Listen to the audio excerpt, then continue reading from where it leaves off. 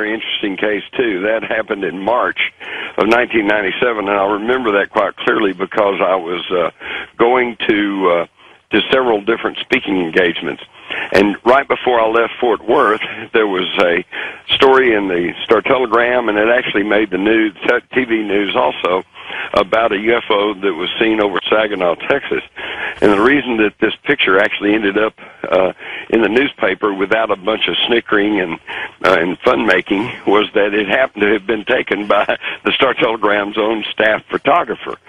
And so they ran it, and it was a pretty, and the TV too, ran it fairly straight-faced and said, gee, I wonder what this is. So with that story fresh in my mind, I went to Atlanta. And when I got to Atlanta, they were having a big story on their local TV about some guy who had gotten some home movie video footage of a UFO. And it was pretty good footage. And they, too, were playing it pretty straight-faced. It's like, gee, wonder what this is. And then, of course, I find out that in Phoenix, they had this huge thing fly over the city because my brother at that time lived in Phoenix. And I heard all about this. So here were three things happening in Fort Worth, Atlanta, and in Phoenix all at the same time. And yet nobody heard about any of that because it never goes anywhere, because that is the control over the media. They can't control the reports, but they can control the distribution of the information. In fact, it was not until about June that the story about Phoenix finally broke in the national media, and that's because USA Today did a big story on it. And at that time, it kind of blew up into a big story, and everybody was trying to say, gee, wonder what it was. And, of course, by that time, they had laid down their cover story. Why? It was just military flares dropped by the Maryland State Guard. And so reporters called up the Maryland State Guard, and they said, yes, we did. We flew out there, and we dropped some military flares over the Barry Goldwater gunnery range about 10 o'clock that night. And so everybody goes, oh, well, okay, so it's just military flares. We can forget about that. And poor dumb reporters, I don't know what's happened to reporters these days, but they didn't seem to catch the fact that the big thing that flew over Phoenix and was seen by thousands of people and videotaped happened at 8:30 at night. Yes, and then there were some lights at 10 o'clock, and apparently there were some military flares at 10 o'clock. But just think how easy that was. Sometime after 8:30, somebody said, we've got to have a cover story, so somebody calls the Maryland State Guard and tells them to go out there and drop some flares, which they do. And then later, of course, they can say, well, it was military flares. And yes, it was. But that wasn't what the people in Phoenix saw. Now, the end of that story is that the governor of Arizona at that time, Phi Symington, held a news conference and tried to brush the whole thing off. In fact, he said, I think we found who's behind this. And he brought out an aide dressed in a green alien suit. And everybody laughed and rolled their eyes. And it was like, oh, boy. And that was kind of the end of that. Just this year, Phi Symington. Oh, yeah. I was on CNN. I was on CNN with him. You were with him. And now he's changed his tune. Now he says, well, I did that because I didn't want to start a panic. He said, but I saw it myself, and it was unearthly. It was a spaceship. Right? You got it. So there we go, folks. You have to keep up with these stories, and you have to think for yourself. And, you know, he had at the original news conference back in 1997, I think he had someone come in with an alien costume on. Yeah. And he did his little spoof. Yeah, made a big joke out of it. Yeah, and he really regretted doing that. And what a turnaround. He reminded me, when I met Fife, and I've met him a couple times now, he reminded me of Dr. Hynek when Alan Hynek did his turnaround. Remember, Jim, when he started off with his theory of swamp gas? Right. And he realized, you know what, this is not going to cut it. And he made a complete turnaround. He really did. Because I actually interviewed Hynek way back then as a young reporter, and he had already changed his story by then, and he was quite adamant about that there was a real issue there and UFOs were real. And I was quite shocked and amazed when I went back and read some of his earlier stuff where, for example, when hundreds of people up in Michigan saw this UFO, he got the whole state in an uproar by holding a news conference and say all they had seen was swamp gas. He did. He drove everybody nuts. Everybody nuts when he said that. But you know what?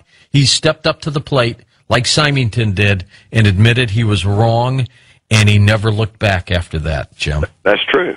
That's true. And like I said, by the time I interviewed him, he was quite forthright about the whole thing. John Titor, an incredible story of a time traveler, maybe, who has made some uncanny predictions of the future that could come true. Tell me about your investigation into him. Well, that is really an interesting case because did you read that when it began to appear on the? Well, it started off on Art Bell's website, and then other blogs, and Oliver Williams is a fellow now who keeps the JohnTitor.com website alive. But it was an incredible series of postings, and then he faded away. John Titor did faded away. Huh. Yes, well, at a certain point, I think it ended in March of 2001. But from November 2000 to March 2001, there were all these postings. And again, for the listeners who don't even know what we're talking about, during that time period, between November 2000 and March of 2001, there were some postings on the internet, and I believe it started with Art Bell's site, didn't it? Right. Yep. And this guy claimed to be a time traveler. And he said he came from the future. 2036. 2036, that's correct. And he had only stopped by in this time period because he wanted to see about picking up some old family photographs and some personal stuff from his family. And as I recall, the story was that he was after some kind of a computer from this period of time because it was still using old computer code that they needed in the future because they had some computer codes in the future that they couldn't quite figure out, or they had old codes that they couldn't figure out, and they were needing. It had something to do with computers, and there were some photographs he published that supposedly was his time machine. But if you look, it looked like an old Chevrolet or a 1960 Chevrolet Corvette. He said he had mounted the time machine in this Corvette. So, of course, on the face of it, that sounds patently ridiculous. But there was just a certain quality to Titor's accounts that certainly struck me. And it struck a lot of other people, and that's why there's still a lot of people who are claiming that, so he went back into time, and that's why we haven't heard from him. And, of course, you've always got your naysayers who'll say, well, it was just a total hoax. Except if you keep up with cutting-edge quantum physics, as I do and a lot of others do, some of the things he was talking about actually made some sense. And I think the biggest thing that they got onto the Titor story about was that they said here it was his last comments, and he tried to tell everybody what was going to happen. And I think the big thing was that there was a nuclear war in 2015 that pretty well devastated a whole bunch of everything, although it didn't totally destroy the United States because, as I recall, he said that he was living in Florida in 2036. So obviously some portion of Florida was still okay. But he talked about this nuclear war, and yet people jumped him because this was in March of 2000, and he never made any mention of the 9/11 attacks. But, George, if you stop and think about it, do you remember the attack on the Polish radio station? Yes. It was a German radio station on the Polish border. Right. And the Poles reportedly attacked it. Okay, well, you know your history, so you kind of remember that story, but most people don't know what I'm talking about because, but that sparked World War II.